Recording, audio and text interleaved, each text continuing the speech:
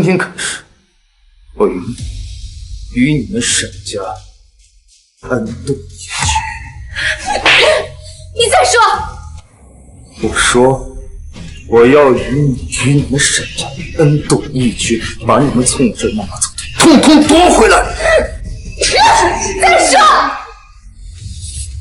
恩断义绝！再说！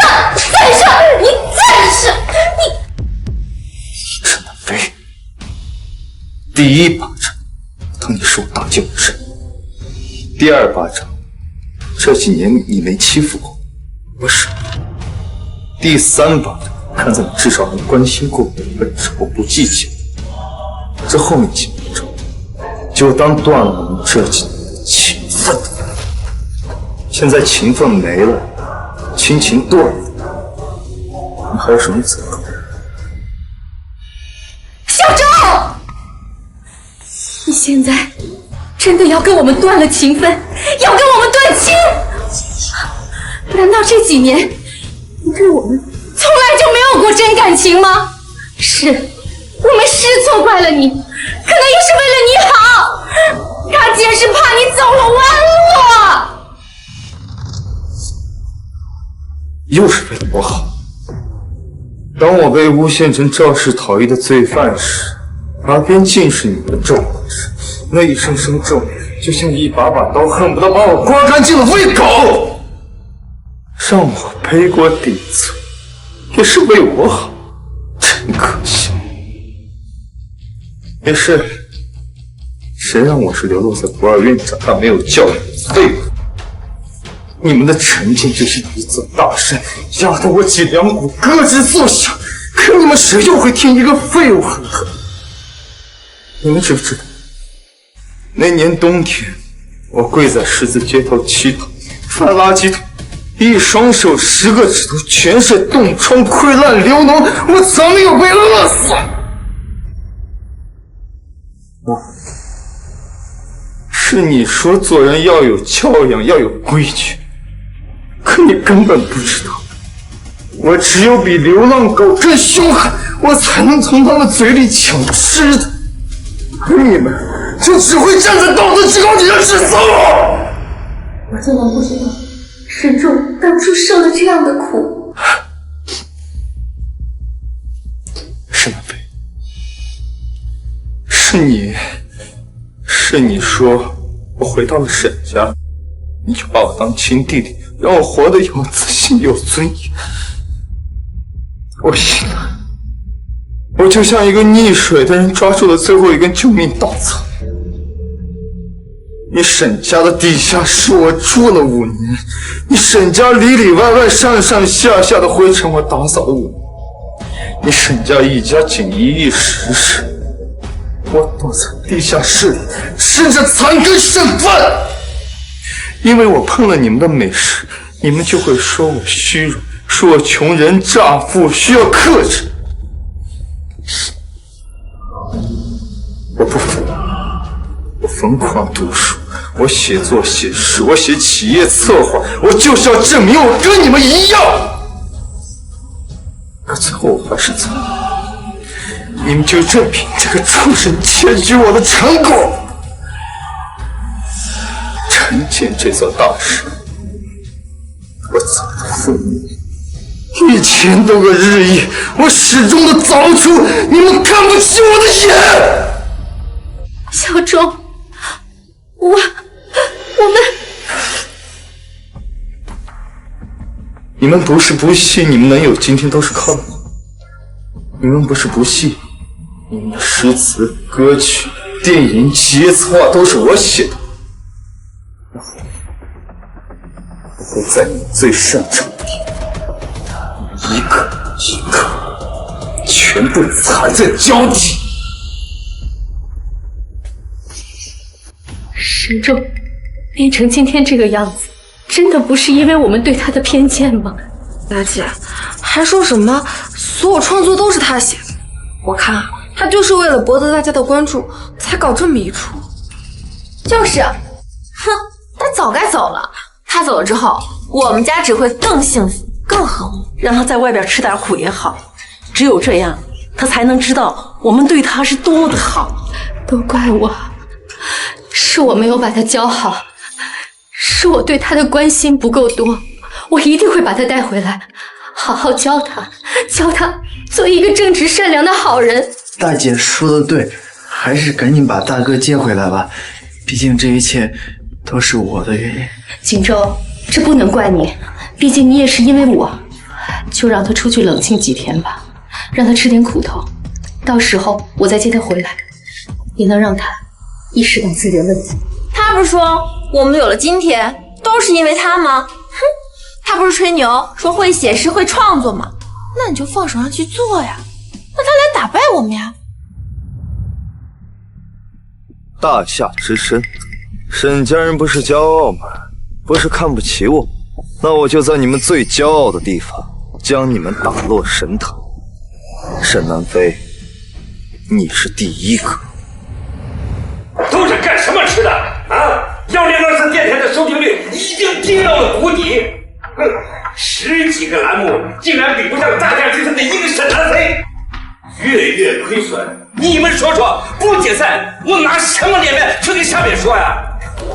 部长，你再给我点时间，我一定打造出能抗衡沈南飞的节目。屁话！楚天泉，你这话说了多少遍了啊？我再给你最后1个月的时间，收听率上不去，我被撤职。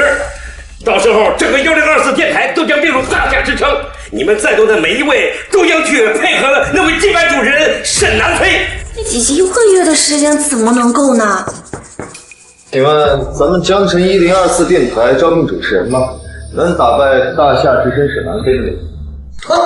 你能打败沈南飞？开什么玩笑啊！那可是集诗词嗓音全部都点满了天赋的金牌主持人。不试试怎么知道呢？反正你们部也快倒闭了。部长，要不试一试，死马当成活马医。会这话，谁是死马？就凭他，叫什么名字都不知道，有什么能力你也不知道，凭什么就打败沈南飞啊？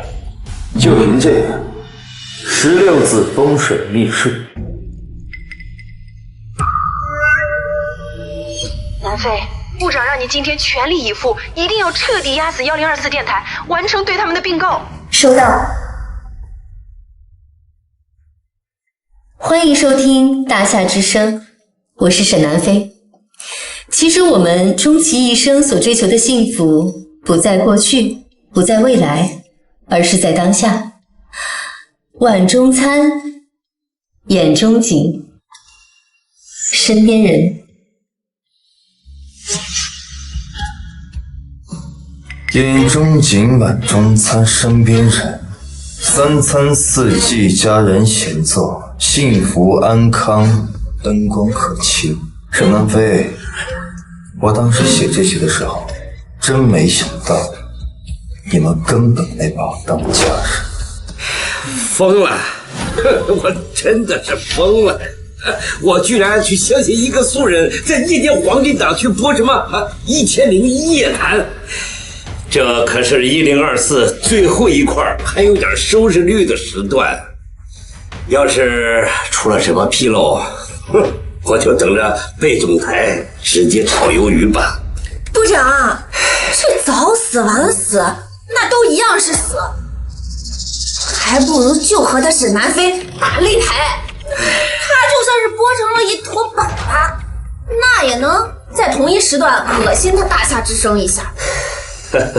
今天之后，整个电台都不存在了，也行，恶心一下他们也好。开始吧。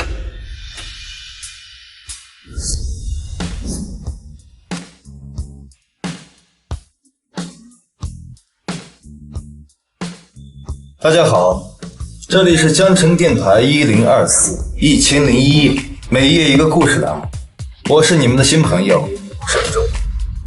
接下来我要讲的都是真实发生的故事。首先我要告诉大家，盗墓不是请客吃饭，也不是写字画画，而是一门具有破坏性的技术。这破电台还换主持人， 1001夜盗墓更没人听了。故事要从一门16字风水秘传残篇开始说起。那是我爷爷年轻的时候，败家，吃喝嫖赌抽五毒俱全，还四处骗钱，直骗的所有人都把他当成臭要饭的，趋之不及。我爷爷骗我太舅爷爷说要娶媳妇儿，这才从他手里骗来了20块大洋。结果他为了应付差事，就找了个纸扎女人，用水彩画上眉眼鼻子，远远看过去就跟活人一样。好家伙，20块大洋买了个纸媳妇儿，嗨，有点意思啊。太舅爷爷非要见见我爷爷娶的这新媳妇，我爷爷死活拦着不让见。他越燃越显得有问题，太舅爷爷更加疑心，两下里也争执了起来。正在此时，里屋的门帘掀开，竟从中走出一名女子。她长得白白净净的，大脸盘子、大屁股、小脚、红嘴唇。我爷爷当时心里咯噔一下，哎呦，这不是我找人活的纸人吗？他怎么活了？我操！纸人媳妇活了，这怎么刺激啊！快听124有惊喜呀！怎么样啊？这个播出了之后，收听率掉光了吧？部长，这刚开始有点掉，但是这会儿好像又涨了点儿。目前的收听率是58000，这已经比平常4万多高了不少了。好啊，好啊，收听率58000。哎，那他大夏之声的沈南飞呢？大夏之声收听率依旧稳定，1800多万。1800万，58000，哎，就这点数字你还恶心人家呢？人家根本就不会在意。那纸人活了。只见他僵硬地凑近我爷爷耳边，悠悠道：“如果有一天你的日子到了穷过不下去的时候，就去13里的荒坟来找我。在那座坟地的正中间，有座没有墓碑的孤坟，里面的棺材正是我的尸身所在。棺材里面有数不尽的金银珠宝。只要你敢来，里面的财物就尽管你随意拿去花园。师傅，赶紧走，这钱都给你。师傅，不好意思，我演出快迟到了，我给你钱，加钱都行。哎呀，走，大妹子，你这妆也太吓人了，差点没给我送走。哎呀！兄弟们，快打开电台1024，今天的故事太刺激了！黄金档讲恐怖故事，主播你也真够拼的。我睡不着了，想听。别睡了，快来听鬼故事了！哎，我操，给老子吓尿了！我去，大夏之声的流量开始下滑了，小部分的听众都吸引到我们电台了，这收听人数已经达到上百万了，这还是这几年来第一次有这么高的数据吧？哎呀，100万，居然已经破100万的收听率了！广告之后马上回来。锦州这篇稿子写得非常感人，收听率应该破纪录了吧？南飞，刚开始我们的收听率的确冲到了1800万，但是现在在不断的下滑，已经下滑到1600万了，还在不停的流走听众。不停的流走，这怎么可能呢？这观众都流去哪儿了呢？从监测数据上来看，全部听众都流转到了江城电台1024。江城1024，那不是一个快要倒闭、要被我们收购的电台吗？我来听听。我爷爷的神经也亢奋了起来，一咬牙站起身，拿起铁锹，掀开了棺材盖子。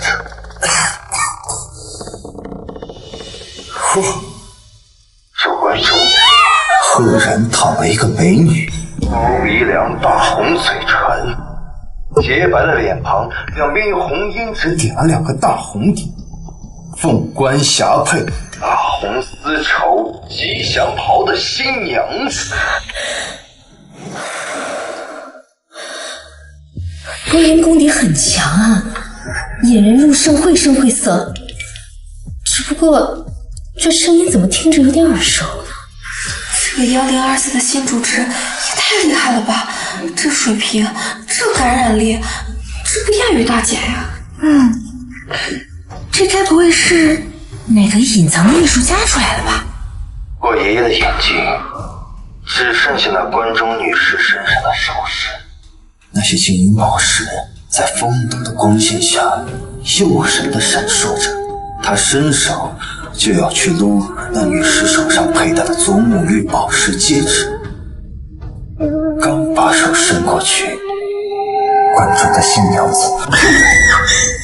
一翻抓住他的手腕，钢钩一般的长指甲有1寸多陷入他手腕上的肉里。我爷爷吓了一跳，一抬眼就看见新娘子瞪着一双流血的瞳孔，死死地瞪着他的眼睛。这到底是谁啊？他的播音感染力也太强了，这至少得有20年的播音功底。这个1024的新主持到底是谁？找到了1024电台1001新主持的资料，找到了。沈仲，沈小姐，你认识他？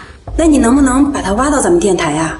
就在刚才，他们1024的收听率已经突破800万了，要这样继续下去，对我们很有威胁。挖过来？可是我听着这个声音，真的有一点像小周。难道这个新晋主持真的是小周？我得弄清楚。喂，沈凌，你知不知道沈仲最近在干嘛？姐，你提那个废物干嘛？真晦气！没别的事儿，你别打扰我听电台故事。你也在听电台啊？没错，姐，这个1001夜的新主持也太厉害了吧！这个故事讲的跌宕起伏的，就2把刷子啊！你觉不觉得这个声音很像沈仲？沈仲，姐，你也太看得起他了吧？那个废物怎么可能会写出这么好的故事？可能是我太担心他了。你抽空也要打听一下他在哪儿，赶紧把他接回来。800万，有800万了！才第一天播就到达了800万的收听率。部长，我们最巅峰的时候也没有这么高吧？是啊，第一天就已经达到了800万的收听，这数据啊，可从来没有人能做得到。大侠之声的王牌节目啊，也不过才1000多万而已。咱们呢，极有可能超过他大侠之声。播，让沈仲继续播，一鼓作气。南飞，这次这个1001夜这么火，不会真的超过我们吧？不可能，不管是谁都不可能超过我沈南飞。接下来我会唱一首歌，歌曲首秀，这是锦州弟弟留给我的底牌，我绝对不会输。什么？沈南飞要唱歌，进行歌曲首秀？他这个沈南飞是一点都不给我们1024留机会呀！沈仲，沈南飞要进行歌曲首秀，你呀一定要再坚持一会儿，实在不行就把刚才的故事你再讲一遍，一定不能让我们输得太难看了。唱歌？沈南飞，你急了是吧？你以为拿着沈锦州偷的我2首歌就本操胜券了？那我就1首歌让你认清现实。欢迎大家回来，我是你们的老朋友沈南飞，感谢大家这几年来对我的支持。接下来我会用一首歌曲，一首我弟弟写给我的原创歌曲，来回馈给大家。大夏之声第一美女主持首次献唱，主持的歌，快！大夏第一美女首秀！别听什么故事了，赶快听歌吧。这首歌的名字叫做《我期待》。我期待的不是雪，而是有你的冬天。我期待的不是月，而是和你的遇见。我期待烟花满天。哇，没想到美女主持唱歌也这么好听。我期待的不是一句抱歉。气死我了！这个沈南飞，他哗众取宠，你说他一个主持人，他唱什么歌呀？我们这收听率立刻下降了50万，这现在还在不停的下降呢。听众朋友，故事之后，我带给大家一首歌，一首我自己的歌，送给那个曾经的我们。啊？什么？沈总他也要唱歌？这不是没啥搞事情吗？这故事讲的好好的，这唱什么破歌呀？这是！你告诉他，让他继续讲故事，继续讲。沈壮，部长要求你继续讲故事，不能唱歌，因为沈南飞的弟弟沈景洲，他是个著名的创作人，跟他比唱歌，你说错了。我这首歌的名字叫做《老男孩》。老男孩，这是什么破名字？哎呀，完了！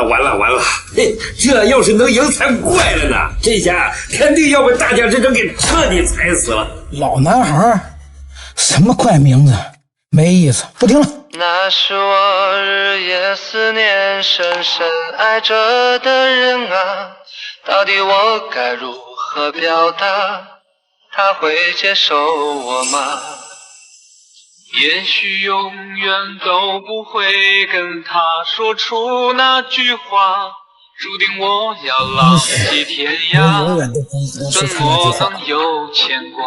青春如同奔流的江河，一去不回，来不及道别。青春如同奔流的江河，好啊！我赢了，好了，早已忘却了往日的热血。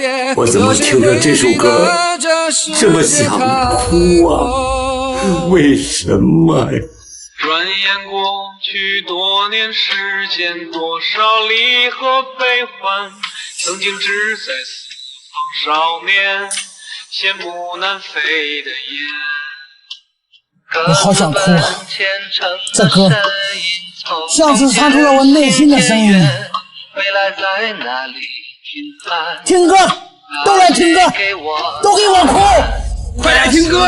这个主播唱歌也太好听了吧！金曲肯定是金曲。在何方？我曾经爱过的人啊，现在是什么模样？当初的愿望实现了吗？事到如今只好祭奠吗？任岁月风干，理想再也找不回真的我。抬头仰望着满天星河，那时候陪伴大师级别的播音水准，金曲品质的歌曲，天堂级别的唱功。为什么你就像一团雾一样，让我们都看不清楚你？生活像一把无情刻刀。这个1024的主持人也太强了吧！他这歌唱的我都想哭了，比大姐唱的还优秀。梦想。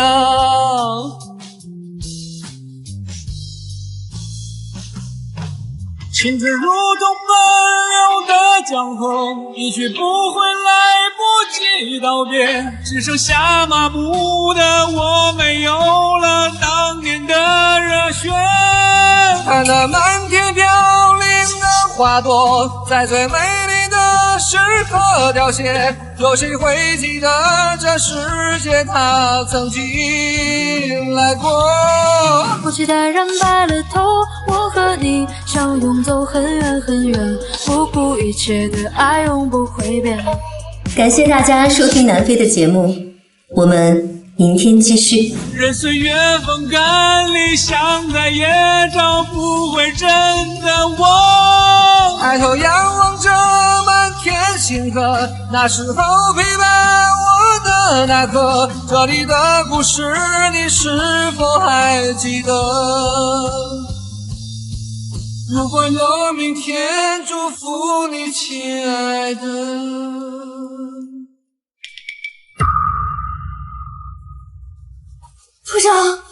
部长，这多少啊？哎呀，虽然我不太懂音乐，但是我听得出这首歌绝对是经典金曲的标准。我想着这首歌他的收听率不会太惨吧？你看，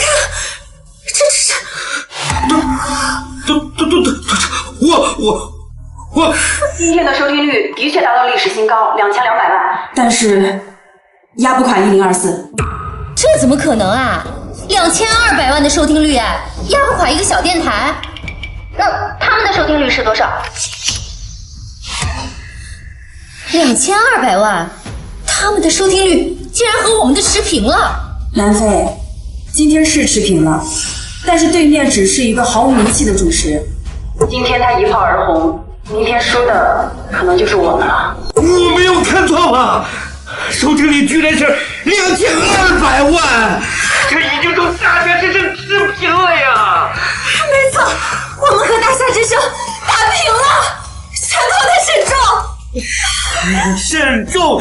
沈哥不，沈爷，以后你就是我们1024电台的爷，以后你有任何的要求，我们都满足你，都答应你啊！我什么都不要，我只要打败大夏之声沈南飞，把他彻底踩在脚底下。怎么可能啊！我的歌曲首秀，1024那个小电台怎么可能超越我？他又写什么新故事了？他们也唱了一首自己写的歌，是不是哪里弄错了呀？我唱歌，他也唱歌，而且他唱的歌还超越了我弟弟沈锦州给我写的歌。是这样？不可能！我听一下回播。当初的愿望实现了吗？事到如今只好祭奠吗？任岁月风干，理想再也找不回真的我。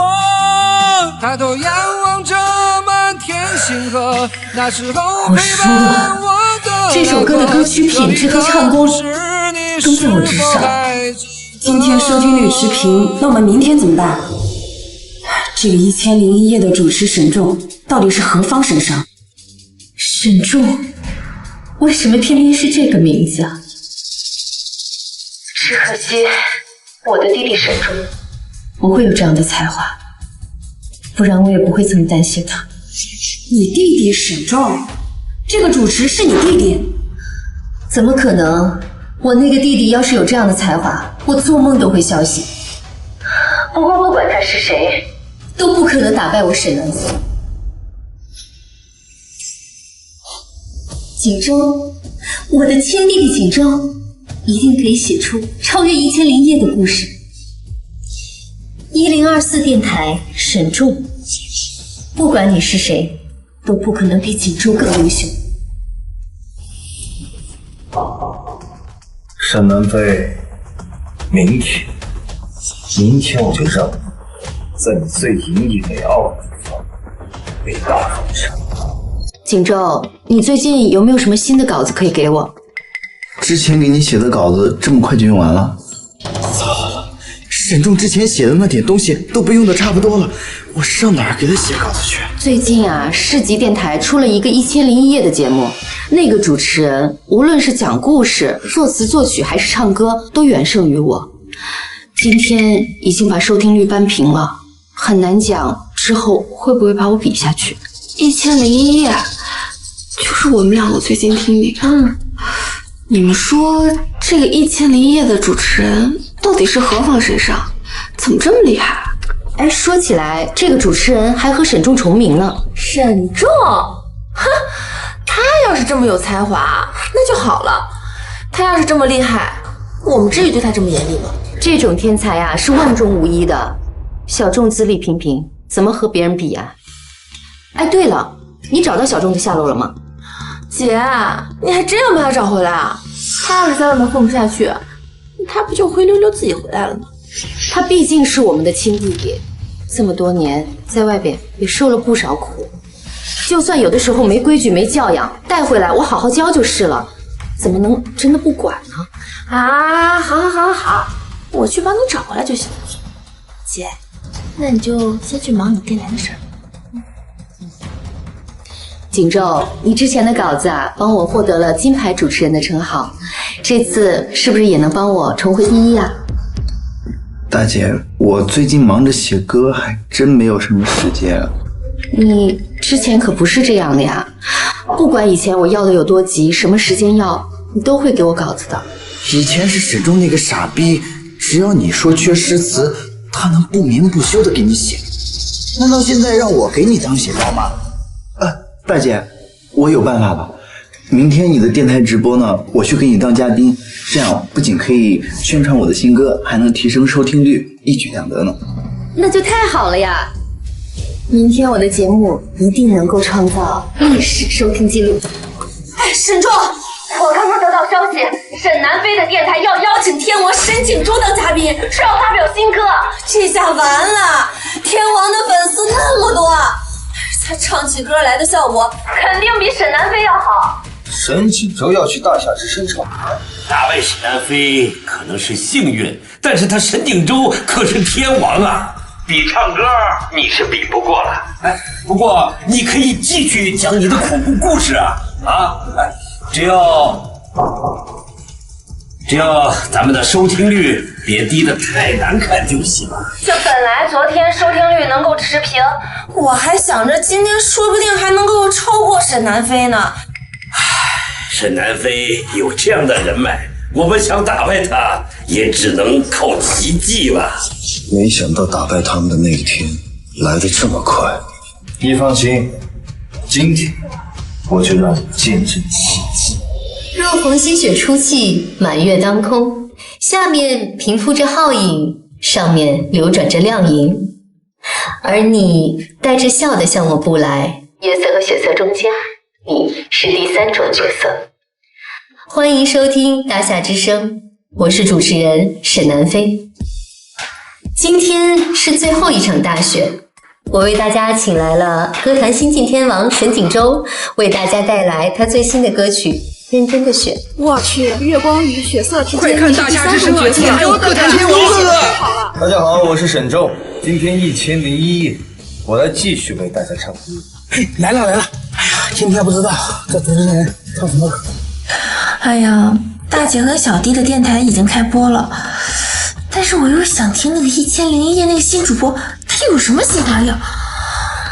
我好纠结，我到底听哪一个啊？小天王居然去了大夏之声，听说还要唱新歌呢，大家快去啊！加油，哥哥加油！这电台的收听人数直线下降，现在都已经跌破500万了，观众们都流向了大夏之声，我们呀，完了。雪下得那么深，下得那么认真，倒映出我躺在雪中的伤痕。我并不在乎自己究竟多伤害。太好了，我们电台数据直线飙升，已经突破1300万，1400万。果然，景洲弟弟写词写歌能力无人能及，这样好的歌也只有他能写出来。今天的收听率应该要破纪录了吧？接下来我会随机接进来一位观众，根据你的故事，为你创作一首原创歌。根据自己的故事创作歌，真的假的？该不会是骗子吧？商量好的吧？找了托儿。爱得那么深，比谁都认真，可最后还是只剩我一个人。漫天风雪，请别再把我的眼泪擦去，毕竟那是我最爱的女人，毕竟我曾是她深爱的人。果然，天王的歌真的很好听，再搭配上沈南飞那娓娓道来的声音，搭配着雪景，呀，实在是太雅了。没错，今天沈天王这嗓音太好听了。认真的雪太好听了，不愧是沈天王呀！现在听众反馈非常好。锦州弟弟果然优秀，他写的稿子和歌都不是普通人能达到的高度。1001夜现在的收听率应该急速下降了吧？我去，你们听到了没？那个1001的主播竟然要根据现场听众的故事，现场原创歌曲。真的假的？我去听听。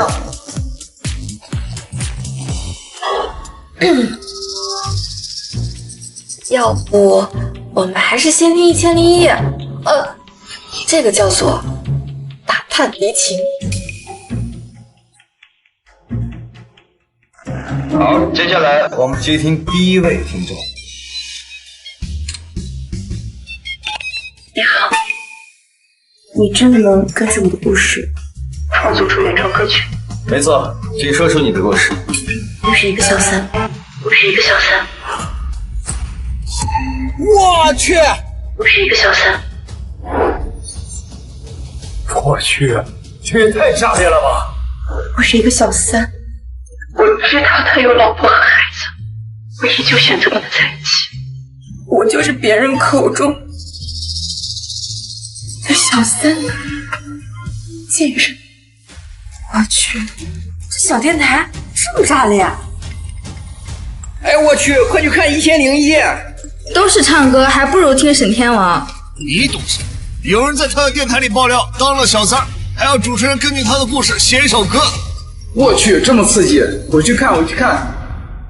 应该说，我是最近才发现我是小三的。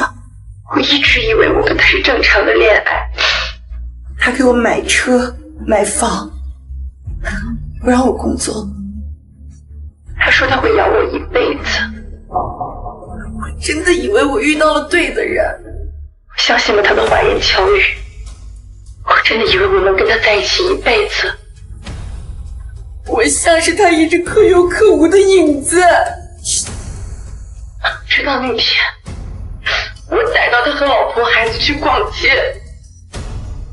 笑得那么开心，而我却手足无措。听众朋友们正在持续的进入，这个故事太炸裂了，这听众朋友们都被吸引进来了。我也想过跟他分手，可是这些年来，他给我买房买车买包，不让我工作。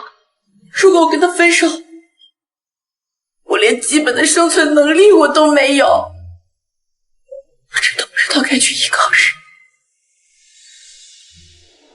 主持人，你们根据我的经历，现场创作一首歌。我去，这也太刺激了！那主播能根据这个故事写歌吗？你放心，我已经写好了。我是被你囚禁的鸟，已经忘了天有多高。如果离开你给我的小小城堡，不知还有谁能依靠。我是这么快，居然真的创作出来了！我去，这主持人厉害啊！这才多长时间就写出来了？看着你的笑在别人眼中燃烧，我却要不到一个拥抱。感谢小天王为我们带来的精彩演唱。接下来呢，大家还想听什么歌，可以拨打我们的热线电话来进行点歌哦。南飞，我们直播间收听人数已经停止上涨了，停在了1500万，观众又流向隔壁电台了。什么？让我们来有请听众连线。你们好，你们是不是可以点歌啊？当然可以点歌了，请问你是沈天王的粉丝吗？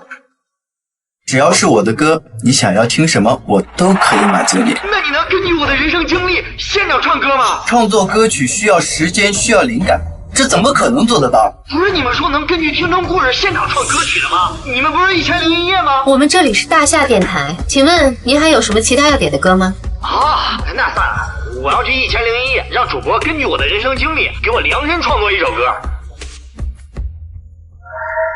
要根据现场听众的故事进行创作，我堂堂天王都做不到现场创作，别人怎么可能做得到？我在这里警告一些居心不良的同行，提升自己的业务能力才是正道，不要耍一些歪心思，找一些托来我这闹事。好，下面我们来有请下一位听众。我像是一个你可有可无的影子，冷冷地看着你说谎的样子，这缭乱的城市容不下我的痴是什么让你这样迷恋这样的放肆？我去，这太好听了，感觉像是一只被囚禁的鸟，却又被无情的枷锁束缚着。它们盘旋着，寻找着自由的出口，却始终无法逃出那份情感牢笼。我已经彻底的被它俘获了。1500万了，1500万了！听众这么快就突破1500万了！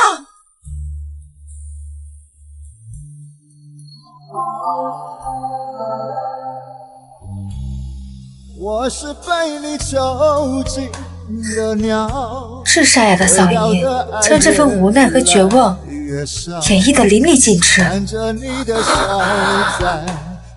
我好像真的看到了那只鸟，它在牢笼挣扎，我用翅膀拍打着天蓝，眼神全都是对自由的渴望。这首歌完全唱出了我对自由的感受。这缭乱的城市容不下我的痴，是什么这么好的实力居然在一个小小的电台，真是太可惜了。像是一个你可有可无的影子，和寂寞快去查一下1024的1001是谁在主持。爱无计可施，这无味的日子，眼泪是唯一的奢侈。我本来以为这么短的时间内，他顶多写一首普通的歌曲，没想到又写了一首金曲。这说不定他比金主还厉害。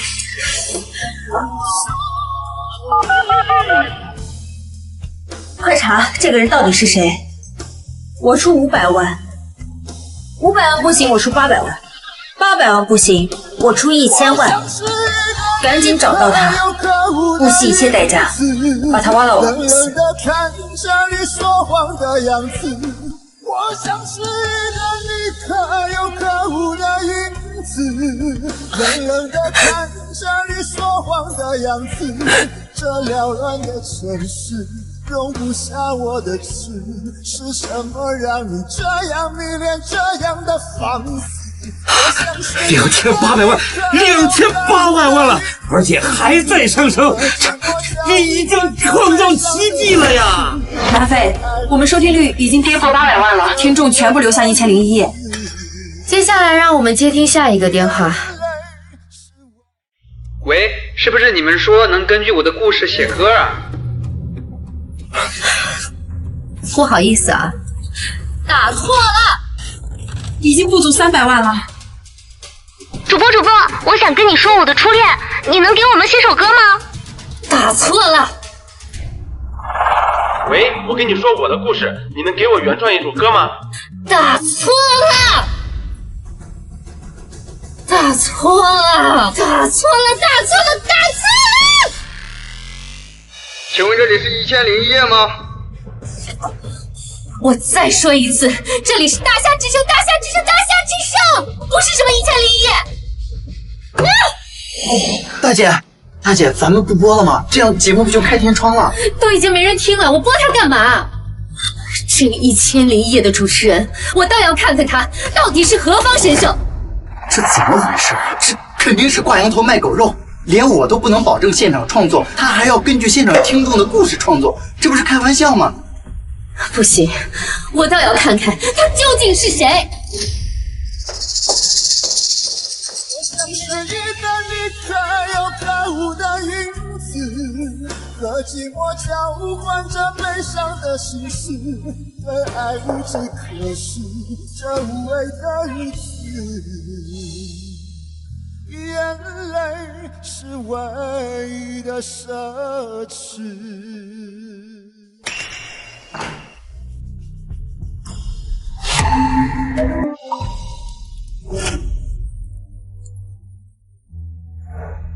这位听众，你觉得怎么样？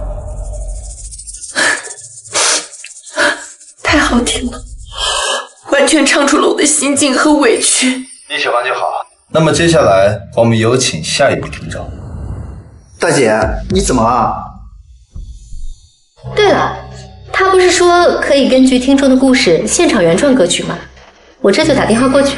没错，我看八成就是他们电台在做戏罢了。这种人就应该让他彻底的身败名裂。你好，这位听众。喂，请问你们这里是不是可以根据听众的故事来原创歌曲？我这里刚好有一个好故事想要分享给你。这声音怎么这么熟悉？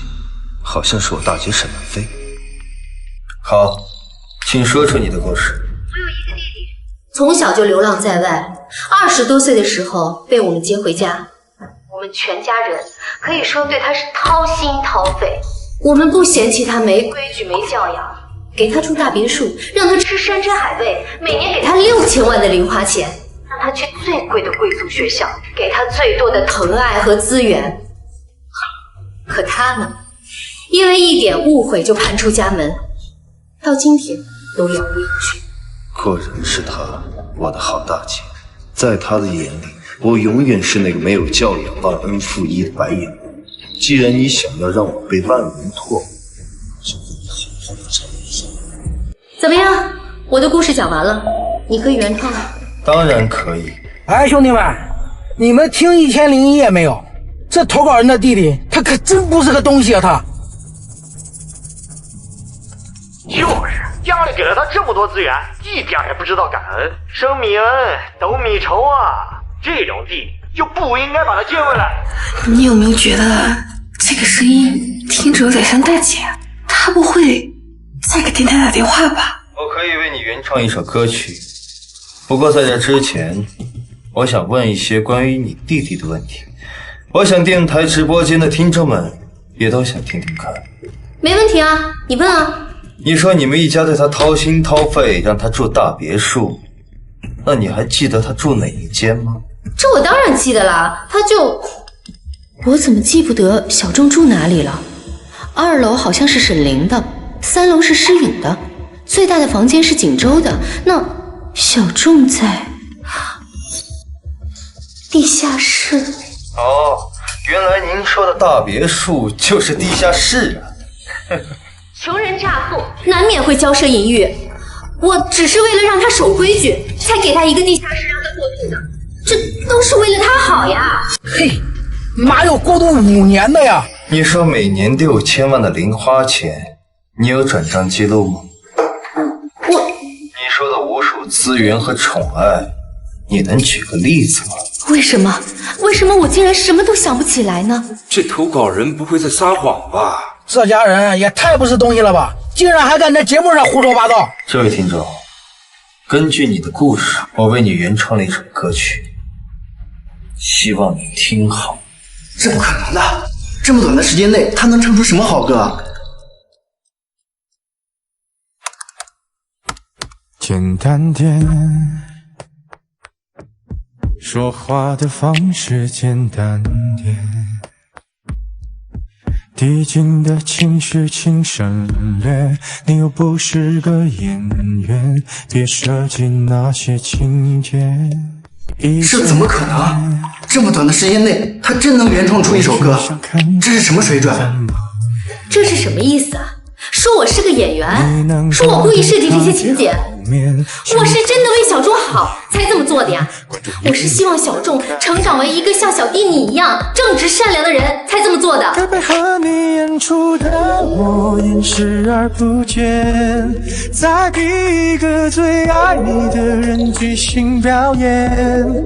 什么时候我们开始兄弟们，你听听这词，难过的太表面，像是没有天赋的演员。漂亮。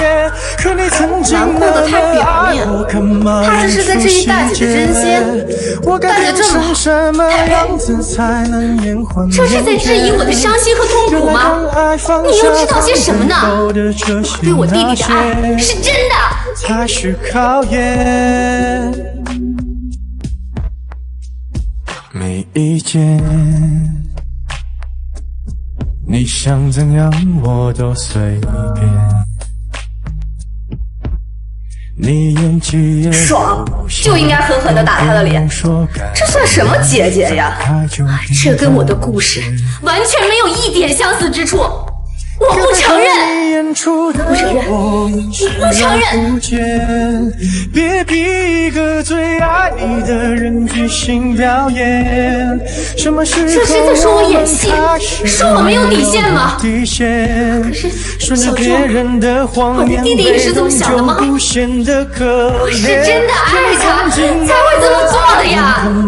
可你曾经那么爱我，干嘛演出细节？我该变成什么样子才能配合出演？原来当爱放下防备后，这个人要是真有这么爱他弟弟，怎么会在节目里这么抹黑他？我看那个弟弟才是真的可怜，带回去5年，竟然还这样对待他，就该跟那家人分开。这是在说我们装模作样，说我假惺惺。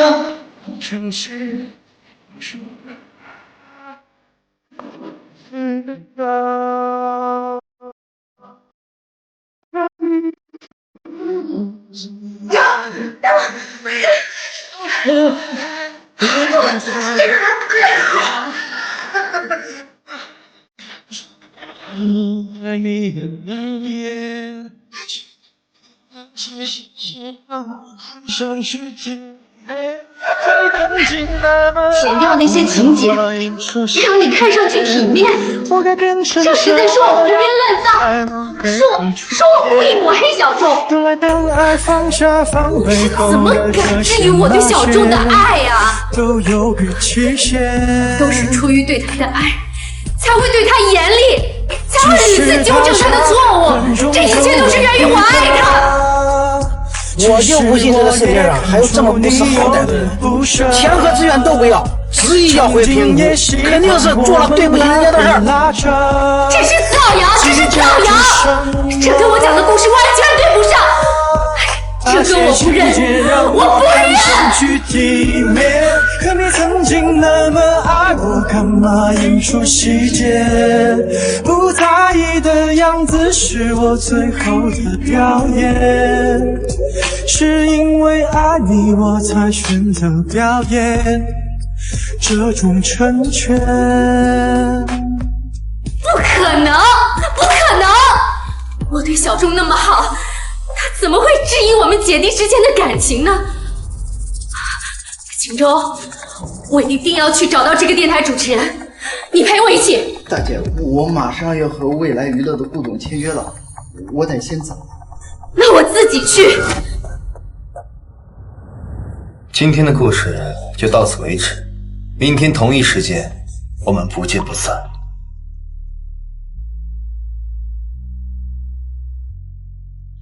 社长，5000万了！我们电台最高时段的收听率达到了5000万，我们创造了历史！太好了！太好了！而且现在我们电台的电话都快被打爆了，大家都说你创造了2首金曲，无数的娱乐公司现在都想约你见一面，你的签约费已经达到了3000万的高价。是吗？现在沈南飞恐怕已经尝到了失败的滋味，3首金曲估计也能撼动沈锦州的地位。接下来便剩下商业奇才沈，我的好姐姐等着我们聚集。让开！不好意思，请问你有预约吗？我是省台的沈南飞，见一个市台的小主播也需要预约吗？你这算什么？这些可全都是来找他的。景泰娱乐公司的记者，那边是滚碟娱乐的王董，居然还有大夏第一娱乐公司造星厂的总裁也来了。这一个小小的主持人阵仗够大的呀，居然惊动了这么多大人物。你就是那个2天创作了3首金曲的电台主持人？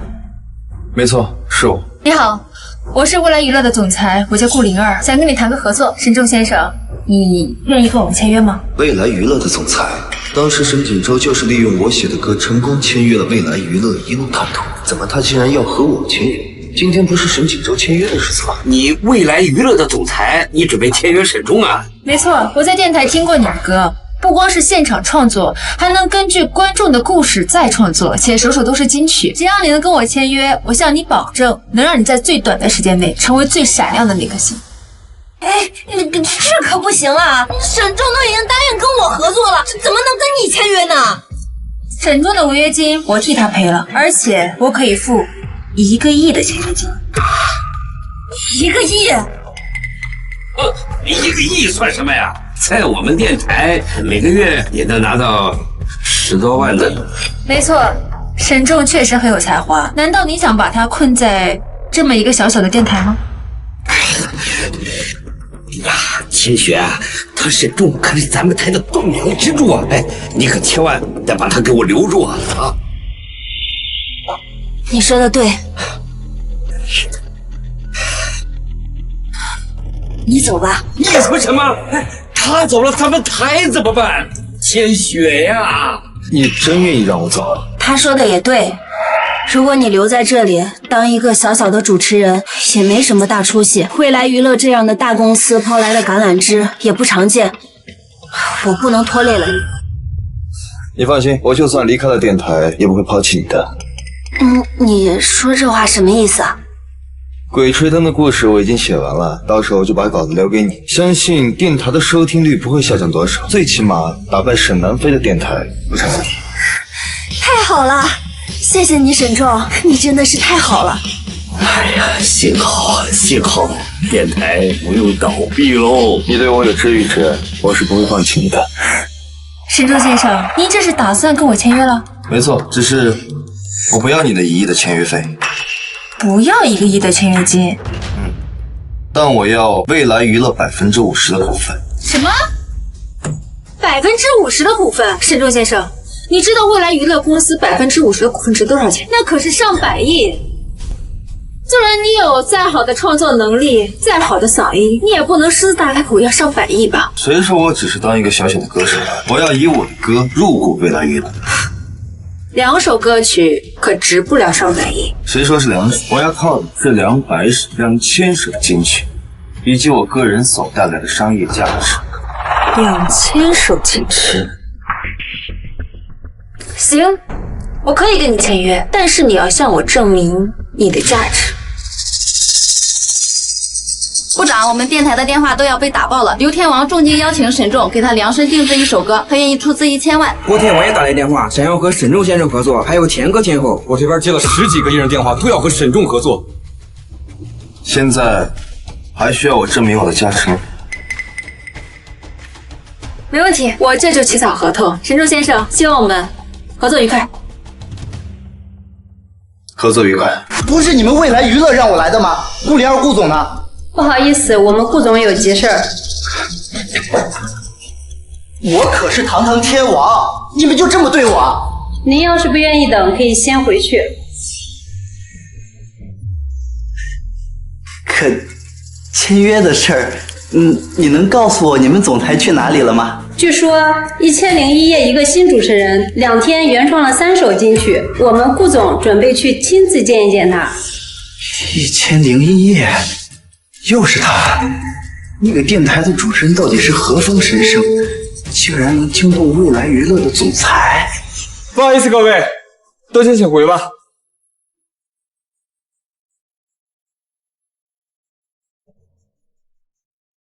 顾总，等我这2天交接完电台的工作，我们之后再联系。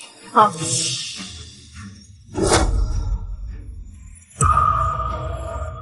小仲，怎么会是你啊？你不会在这家小电台打工吧？没错，我就是在这家小电台工作。还好是姐姐先找到了你，等一下你就跟姐姐回家。我承认之前对你是有一些误会的，但那也都是因为爱你才对你那么严厉的。爱，在你眼里、心里恐怕只有那个银子吧。你到底要怎么才能明白我对你的苦心呢？我那么做都是为了培养你。算了，我们不在这解释了。1001夜的主持人呢？他在哪儿？我要见他。我就是你要找的那个电台主持人，有什么话说吧。小仲，你开什么玩笑？姐姐从来都没有嫌弃过你是来自贫民窟的。但你懂创作吗？你之前偷了锦州的创作，我都不再说什么了。你现在怎么能骗姐姐啊？果然，我就算告诉你了，你也不会信。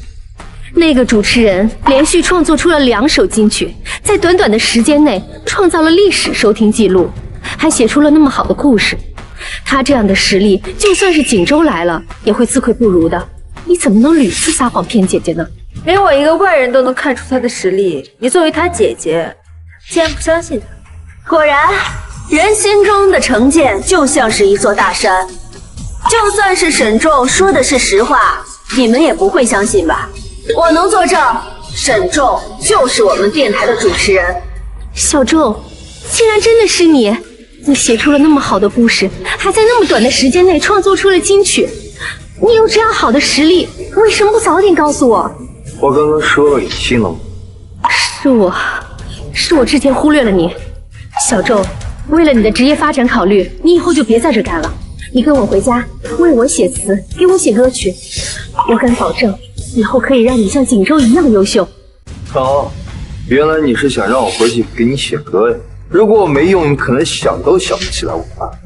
小仲，我这也是为了你的职业发展考虑啊。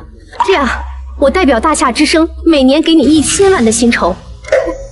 真是自不量力，你怕是少说了一个0吧？一个新人，1000万都还是看在小仲是我弟弟的份上开出的高价。1个亿，就算是我弟弟锦州来了，他也拿不到那么多的钱啊。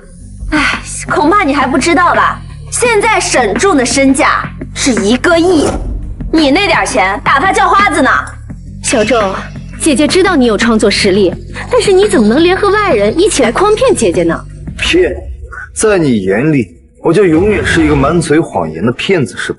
你对我何曾有过半点信任？你对沈锦州也会有这样的成见吗？要他写稿子，这点钱都不愿意出。可是1个亿不是一笔小数目啊。好，为了你的职业发展，我答应。哎，刚才是1个亿，现在是2个亿。 2个亿，小仲，你这不是抢劫吗？别胡说，抢劫哪有这来钱快？你还有5秒钟时间考虑。5。小仲，你是我的亲弟弟，我让你去大夏之声也是为了你的发展啊。4。你只有去省台才能发挥你真正的实力。3。你才有上升空间啊。2。小仲，至少是我把你带回沈家的，只有我们2个合作才能实现双赢。小仲，姐姐为你考虑了那么多，你为什么不能再好好想一想呢？你是为我考虑，还是为你自己考虑？沈南飞，你还是和以前一样虚伪，一样可恶。你说我虚伪？你怎么能这么伤姐姐的心呢？你别忘了，是你将我带回沈家，也是你让我住地下室，让我吃剩饭，把我当成一个呼之即来挥之即去的狗。你对我的伤害远远超过所有人。我是怕你穷人乍富，不知道节制。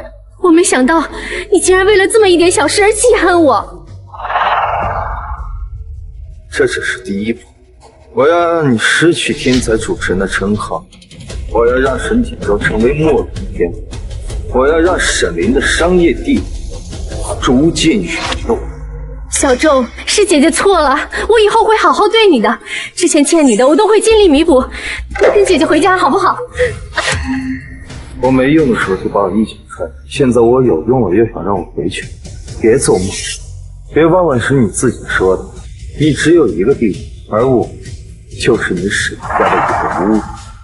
亲手将这种天才拒之门外，你们沈家还真是有眼无珠啊！我们这里不欢迎你，走啊！小仲，沈仲，你就这么欺负大姐？赶紧给我滚回去！你让我回去我就回去啊！你别忘了，我已经说了，我与你们沈家已经彻底恩断义绝了。小仲，之前都是我们错了，是我们忽略了你，没有在乎到你的感受。我保证，以后我对你再也不会有成见。跟我们回家好不好？好啊，你不是想让我回去吗？那你先回答我几个问题。好，我保证不带任何成见的回答你。好，第一个问题。什么东西越扒拉越长，越扒拉越硬，越扒拉越粗，越扒拉越大？越摸越大，越摸越硬。小仲，你说话不要太过分了。我说的是油条，大姐，你想什么呢？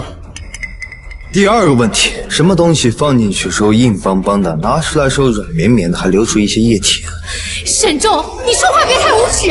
沈仲，你下去！你提的这都什么鬼问题？跟姐姐开黄腔，你现在怎么变成这种人了？这有什么奇怪的？这不就是烤红薯吗？你听见了吗，沈南飞？这就是你对我的成见。无论我说什么，你都不会相信。如果是沈锦州跟你猜谜语，你还会说他下贱，说他无耻吗？我不会。那你为什么这么说我？是不是因为我在孤儿院长大，从小没人教养，没有父母？沈南飞，你还没看清你自己吗？你假清高，你虚伪，你对我的成见比他们所有人都更重。我没有，我不是这样的。你少虚伪，你就是看我现在还有用，否则你怎么会好心让我回去？你们让他们自己解决吧。沈州，你够了！这些年沈家对你的恩情还不够多吗？你现在仗着自己有你的才能，竟不知天高地厚。我告诉你，今天你要是不跟我们回去，以后也不用再回来。大姐，我们走。可是什么？我看他就是虚伪，就是没教养，就是不肯为大家付出一丝一毫。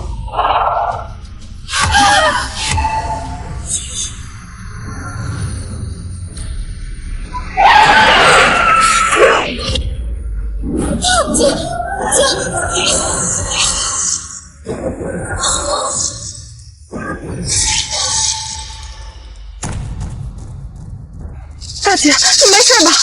沈州，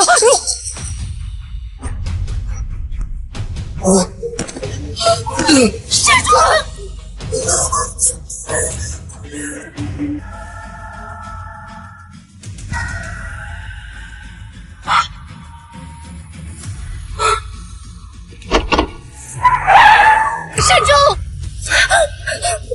沈州，小周，滚开！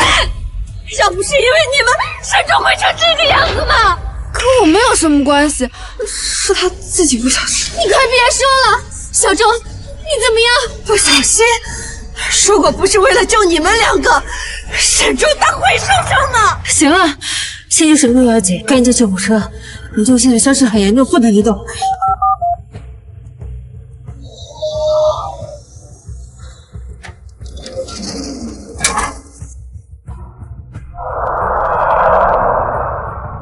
怎么会弄成这样？这钢筋必须得切掉一部分才能移动。快动手吧！怎么是你？你前段时间不是刚到我们医院确诊了胃癌吗？胃癌啊！他长时间不吃饭，导致营养不良，而且饥一顿饱一顿的，才造成了胃癌。还好发现的及时，还有的救。不过你吃这特效药不能和其他药混用，所以不能打麻药啊。你们谁是别人家属？签字吧。我是他姐姐，我签字。你是他姐姐？不是我说你，看你穿的挺好的，怎么弟弟饭都吃不饱啊？他饿出了胃癌。你们家一个是商业新贵，一个是大明星，还有一个是天才主持人，竟然让自己的亲弟弟饿出胃癌，你们不脸红，我都替你们脸红。小周，别人得尽快进行手术，马上进行转移。我是他姐姐，我跟着一起去。你们滚开！装什么装？沈州没你们这样的姐姐，少在这假惺惺！你们陪着去，我都嫌你们脏了救护车的路。医生，快走！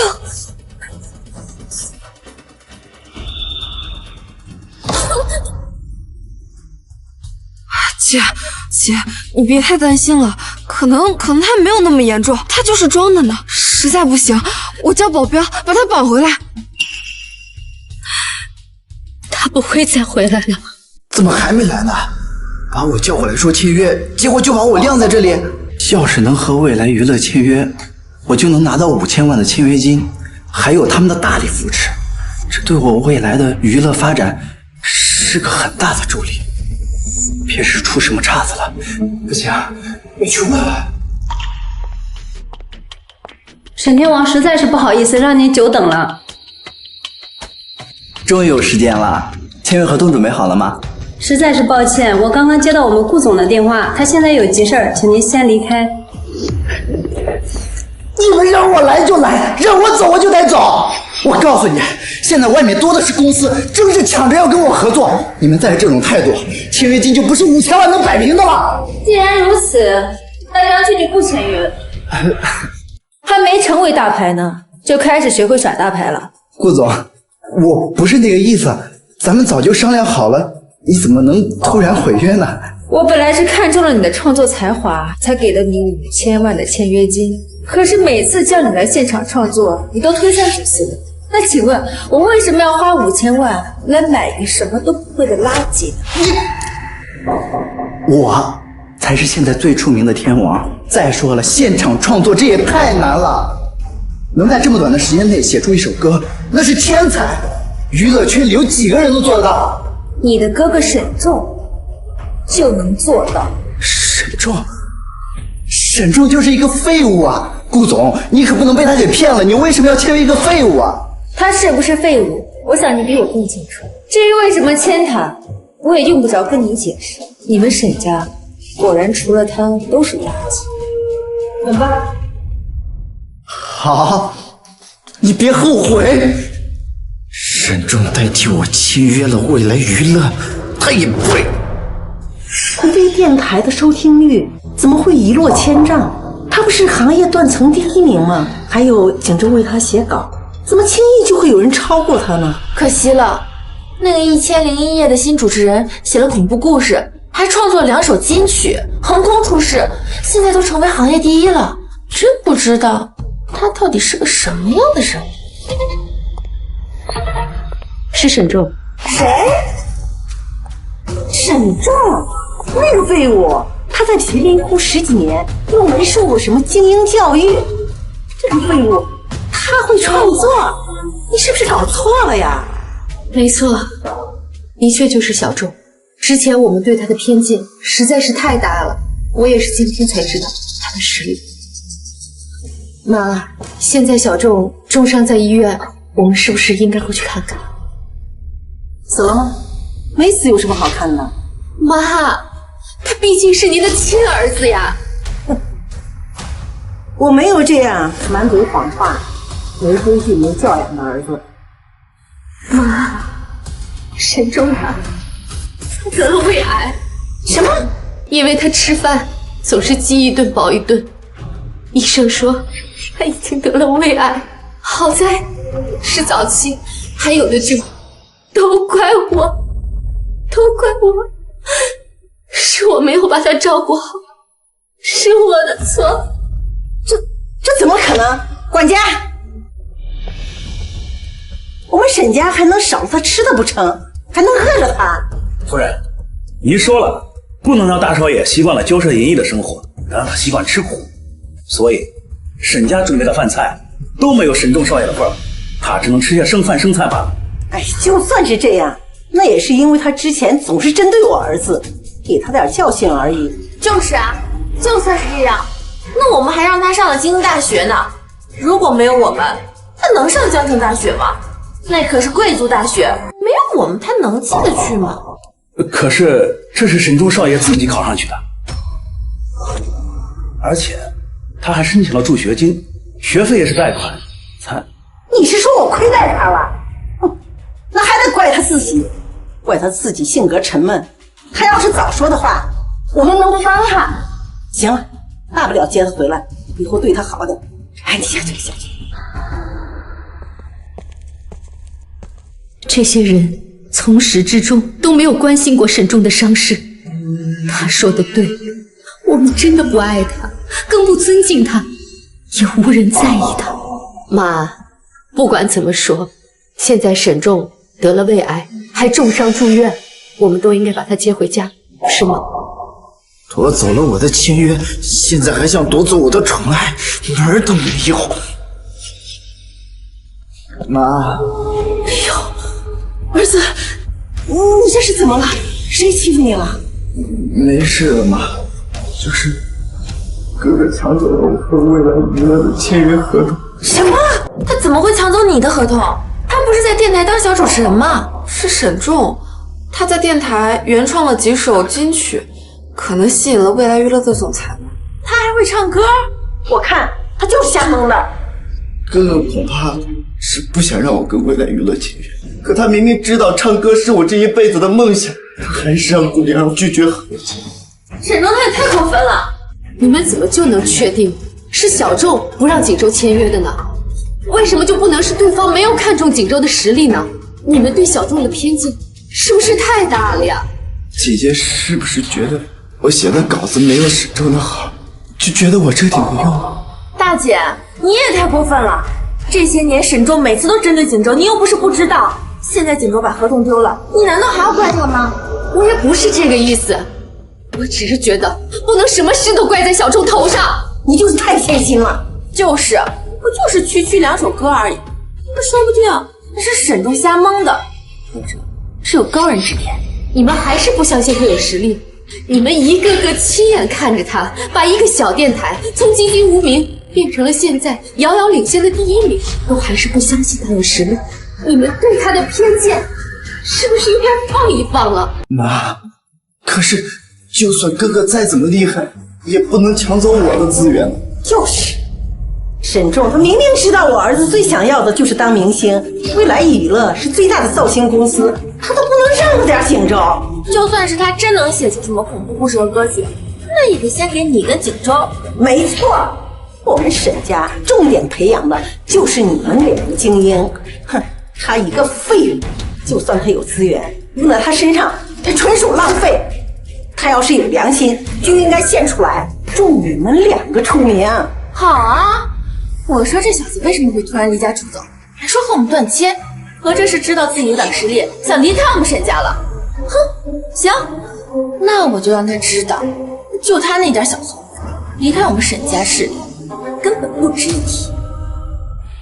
我不服，我疯狂读书，我写作，我写诗，我写歌曲，我写企业策划，就是为了证明我跟你们一样。可最后我还是错了，你们就任凭这个畜生窃取我的成果。陈建这座大事，我走得很远，1000多个日夜，我始终都凿不出你们看不起我的点。够了！干什么这么大声，吓我一跳！你怎么了？小周，他是你们的亲弟弟、亲儿子呀！你们知不知道，这么多年他在外面过的是什么样的日子？我们怎么了？我们怎么对他不好了？我们对他好，我们全家人把他当佣人，让他做饭、洗衣服、打扫卫生，从来没有给过他零花钱。这些你们都知道吗？我把他从贫民窟接回来，给他这么优越的生活，这是他天大的幸运。让他做点家务怎么了？他还不愿意了他？对呀，他跟我们有什么关系啊？这是他自作自受。他要不是一开始就针对锦州，我们会惩罚他去打扫卫生吗？小周说的对，10年了，他的努力始终找不穿你们的偏见，是我错了，是我错了，可惜我发现的太晚了。行了，你要是不放心他，就把他接回来，只要他愿意用他写的歌捧红我儿子，大不了以后对他好点就是。哎呀，行了行了，大姐别哭了，我们这就把他接回来。这才走了这么多天，该想我们点好。小周，他还会回来吗？沈仲，你的伤不是还没好吗？怎么不多休养几天啊？已经没事了，今天想着把合同先签完。你有什么需要尽管告诉我，我来安排。我需要一个安静的可以创作的地方。接下来我会为你那些歌手量身打造几首金曲，为他们打开名气。好，我相信你，你只管创作，其他的我来安排。谢谢顾总。我听说你为了我没跟沈锦州签约。圈内早有传闻说有枪手替沈锦州写歌，现在看来他不过就是一只绣花枕头罢了。枪手？你们觉得沈锦州的那些歌都不是他写的？没错，其实我私下跟沈锦州也接触过，以他这种人的心胸和才华，我认为他写不出那首金曲，所以就没签他，签了你。现在看来我倒像是捡了个大便宜。看样子就算是偷了我的东西，沈锦州也照样成不了才。不是你的就不是你的。我可以先去给你找房子，你接下来先来准备创作，我可以给你1个月的时间。1个月？用不了，我今天就可以为你旗下的天王量身打造一首金曲。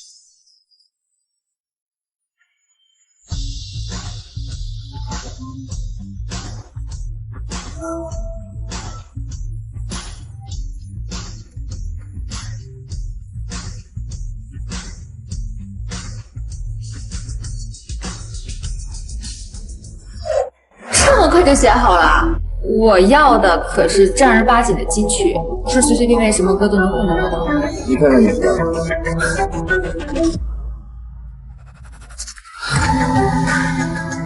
冷冷的冰雨在我脸上胡乱的拍。金曲，真是金曲啊！而且这种曲调特别符合天王的声音。我没想到你在这么短的时间内又创作一首金曲，看来我真的是捡了个大便宜。这只是一部分，我不会让你觉得那50%不分亏了的。那我就先走了，1周后我会再给你试试我下的东西。有了这些东西，像沈锦州这种级别的歌手，我可以培养无数。那我先回去了。现在沈锦州的地位已经被撼动，沈南飞也失去了天才主持人的称号，沈家恐怕已经急了。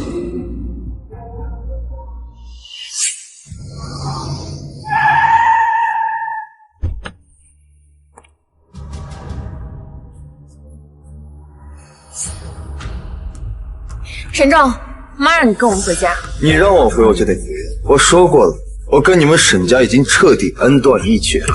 小郑，之前是我们做的不好，是我们忽略了你，没有在乎你的感受。我们以后不会了，跟我们走好吗？你少在那假惺惺的。沈正，你嚣张什么？我们都亲自来接你了，你还想怎么样？我想怎么样？我想你们身败名裂，想让你们陷入泥潭，想让你们把欠我的通通还给我。沈正，就算你背靠未来娱乐，凭我们沈氏集团的能耐，雪藏你一个小小的歌手，不是什么难事儿。离开了沈家，你在江城无立足之地。你放心，就算你们沈家放弃沈正，我也不会放弃沈正。502，未来娱乐的顾总，顾总，他沈正就是凭运气好创作2首歌曲，他就是一废物。你确定要跟一废物跟我们沈家作对？小林，你别说了，在我看来，像你这种没有眼力见的东西才是废物。顾总，你就这么看重他？没错，你们不要的，我要。沈仲，我已经准备好了，7日之后会为你举办宴会，届时会邀请江省所有的名流，为你打开名气。听到了吗？离开了沈家，整个江城都是我的容身之处，你们还不快滚！沈仲，你会后悔的。后悔？我就后悔没早点离开沈家。来，我们走。姐，就这么放过他了？好了，是我们对不起他，他不会再回来了。哼，就算他不想回，他也得回。7日后，我会给你跟锦州举办一个宴会，到时候邀请江州的所有明星名流。他沈仲不是想当明星吗？那我就让他这辈子都爱断光。喂，南总你好，我是沈氏集团的沈玲。7日后我们会举办一场经济交流会，希望到时候您来参加。好的，沈总，到时候我一定到场。好。刘天王，你好，我是未来娱乐的总裁顾灵儿，想要跟您寻求合作。合作？这个是未来娱乐为您量身打造的歌曲，可以看一下。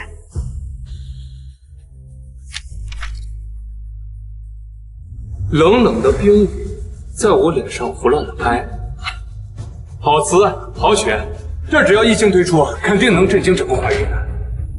您要是有意愿合作，7日后我会在龙鼎酒店举办的金曲交流会等您，协商后续的合作事宜。好的，您放心，到时候我一定去，一定去。王天浩，王天浩您好，我是沈氏集团的沈玲。7天后我们沈氏集团会在龙鼎酒店举办一场金曲交流会，希望您来参加。那就7天后见了，沈总。好。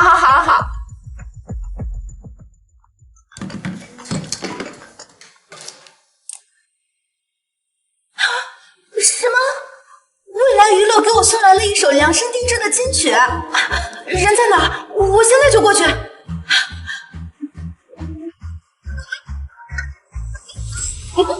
喂，周先生，喂，杨小姐，喂，韩女士，喂，李影帝，喂，王先生，今天来的都是娱乐圈里面有头有脸的人物，你们给我打起精神，一定招待好了。是。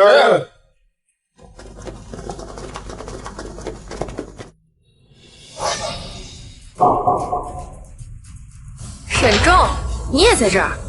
你们也在？哥哥，你该不会是想趁着这次机会参加金曲交流会，让姐姐们的人脉给你铺路吧？放心，你们沈家的资源，我不屑一顾。小仲，只要你愿意回来，姐姐愿意给你铺路，我保证能让你像锦州一样的出道。你会这么好心？小仲，姐姐真的知道错了，你就跟我们回来吧。我知道你对我们有怨气，但是也没有必要赌上自己的前途啊！我一定会把所有最好的资源都给你。你们沈家会舍得给我用资源？哥哥，你怎么能这么说姐姐们呢？姐姐耗费了多少心力才举办了这次交流会，这可是你这辈子唯一一次可以接触上层社会的机会。放心，就算没有你们的资源，沈仲一样可以成为最闪亮的明星。成未来娱乐的总裁，目光独到，商业手段更是狠辣。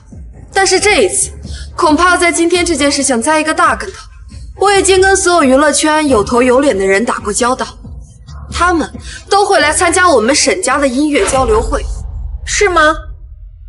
沈仲，沈家决定了你的星途，只要你继续愿意给大姐写稿子，愿意给锦州写歌，愿意给我写商业规划，只要你愿意回来，那我可以不计前嫌的送你出道。不必，我不需要。你少逞能了，我劝你还是乖乖的给我滚回来。哥哥，你还是回来吧，要不然你看到今天你们的宴会上一个人都没有，岂不尴尬？时间都过去这么久了，你们邀请的人怎么一个都没到？你们就这么确定他们会来你们邀请的金曲交流会？他们也许是路上有什么事情给耽误了。刘天王到！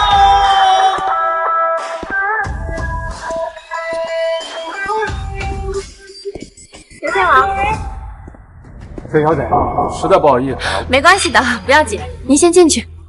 行，那我先进去。天后到！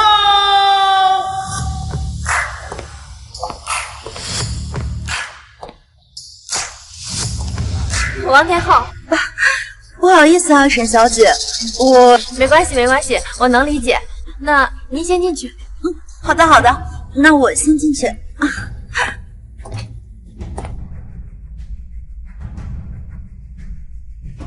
看到了吗，沈仲？肯定是刚才路上堵车耽误了。刚才对姐姐的态度已经证明一切了。是吗？那还真是要恭喜你们。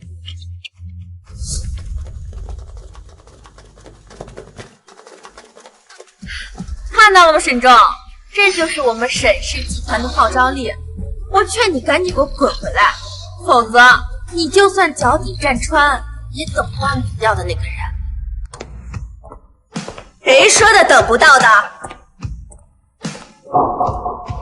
最起码我来了。一个小破电台的主持人罢了，你以为你算什么？哎，别这么说，人家好歹也是个明星了，说不定啊，今天也是唯一一个愿意为沈仲而来的人。行了，你们两个少说两句。小仲，现在人都被你三姐拉拢过去了，你再执迷不悟，只有丢人现眼的份儿。跟姐姐回去吧。不用你假惺惺。只要你愿意跟我回去，我会在宴会上把你介绍给明贵，打开你的成名之路。是吗？那还真是要谢谢你啊。不用理他们，我们先进去吧。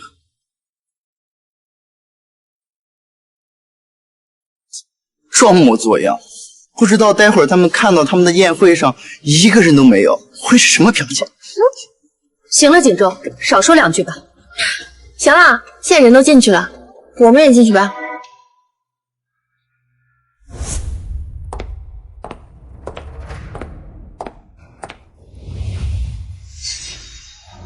我已经等不及想看他们知道自己宴会厅一个人没有的时候会是什么表情。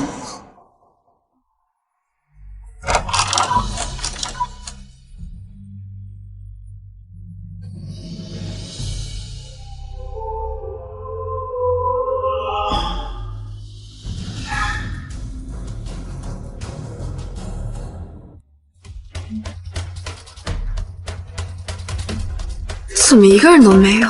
这怎么回事啊？这不可能啊！我们早就和他们商量好了，怎么会一个人都没有呢？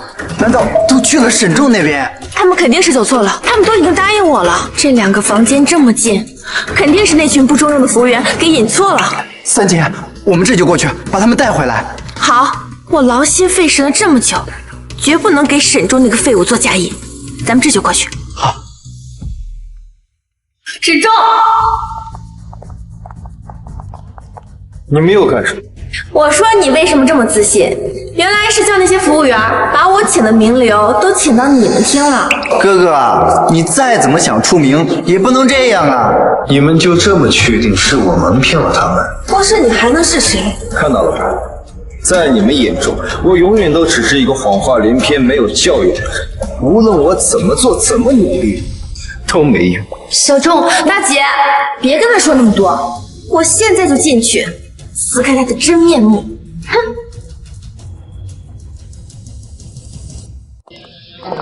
各位是都走错了吧？沈小姐2个宴会厅实在是离得太近了，旁边那个宴会厅是我为大家准备的金曲交流会，这个宴会厅是那个顾灵儿为那个沈仲一个名不见经传的小明星举办的。各位还是跟我过去吧。那个，这沈小姐没有得到消息吗？什么消息？我们呢，的确已经答应了沈仲和顾总了，所以才会来这个宴会厅。没走错。你答应了他们，你不是答应了我吗？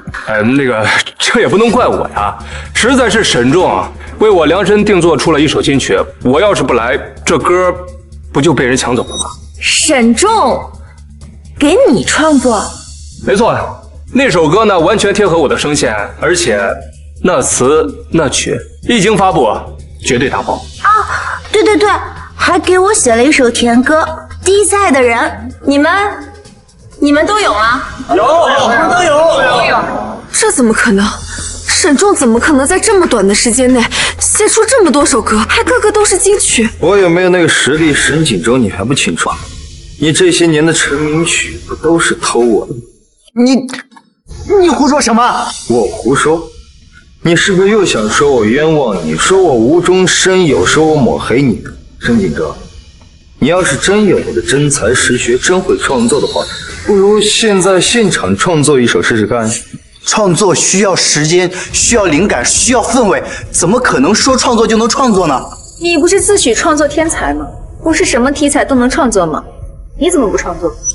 难道真的是我们错了？这些年的这些东西一直都是沈仲写的，是我们对他的成见太大了，才导致我们一直不肯相信他，一直冤枉他。不可能，沈仲就是我们沈家赶出的废物。他创作那些歌曲，不过就是顾灵儿找其他人创作的。他一个从贫民窟里走出来的废物，怕是连字儿都不识几个吧？你到现在都不愿意承认我的实力是吗？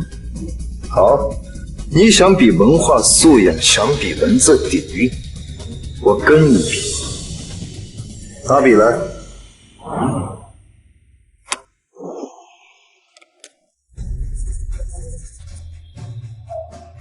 他这是要现场写歌。沈仲，你还是别丢人了，万一你待会儿写不出来，你这张脸可就丢遍整个娱乐圈了。你还真想证明自己有创作的能力，到时候别写出一首烂歌，坐实了你是垃圾的事实。歌我已经创作完了。这么快？哼，别到时候写一首烂歌，那我可不认。拔萧斗记魑魅魍魉，哟，这都什么呀？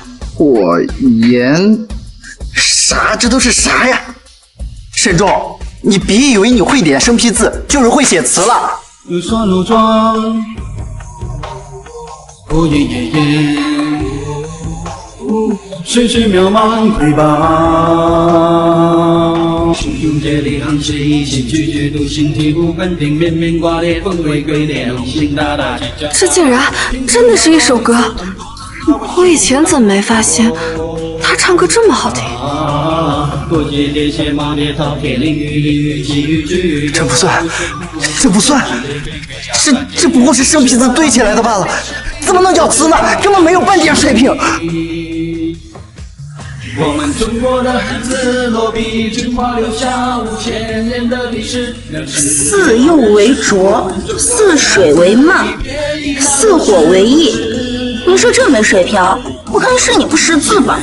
哼，这算不上什么金曲，有一些生僻字，不过就说明它词汇量大罢了。中国的汉字也愿意在不写成诗。跳梁小丑。这创作的能力，幸好我答应他，能和他合作呢，真是我的荣幸。优美旋律自宫上绝之语，众人皆说称之于古成语。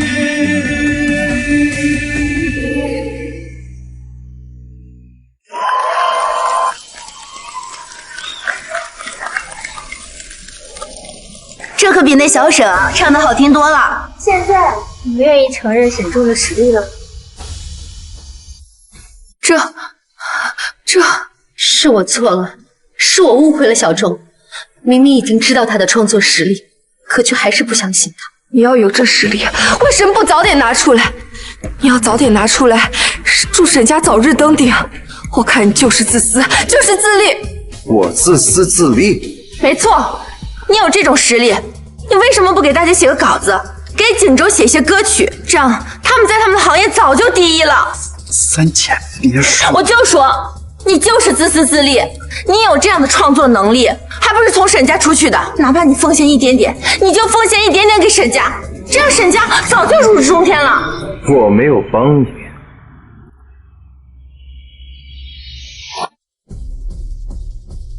这些年你们发布的金曲、电台的演讲稿，还有你沈云的商业企划，哪个不是我创作的？